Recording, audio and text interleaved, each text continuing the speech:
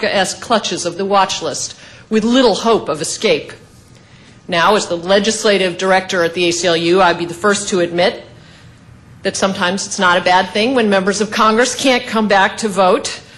But when the great heroes of our time, like Nelson Mandela, end up on the watch list, then clearly the list has become an embarrassment and an impediment. Nelson Mandela was actually recently removed from the list, as Barry mentioned, through an act of Congress. It took an act of Congress to get off the watch list.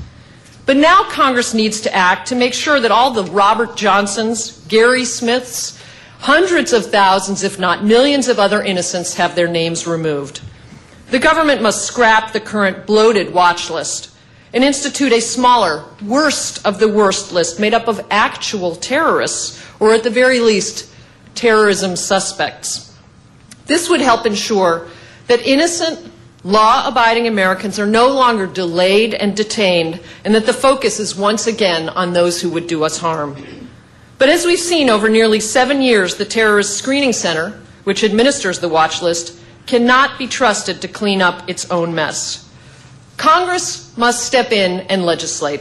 There needs to be true due process procedures in place so that innocent people like Akif and Jim, who find themselves on any watch list, can remove themselves. These procedures include the right of a person to review and challenge the reasons why he or she was placed on the list. Before people lose their right to travel, they should have the right to confront their accuser and be told of the charges leveled against them. And this will not pose us any danger, because does anyone think someone from Al-Qaeda or any terrorist is going to walk into a federal court to clear his name from a list? We also need rigorous criteria for adding people to watch lists. When names are added to watch lists, there should be a well-documented reason. Common sense should prevail.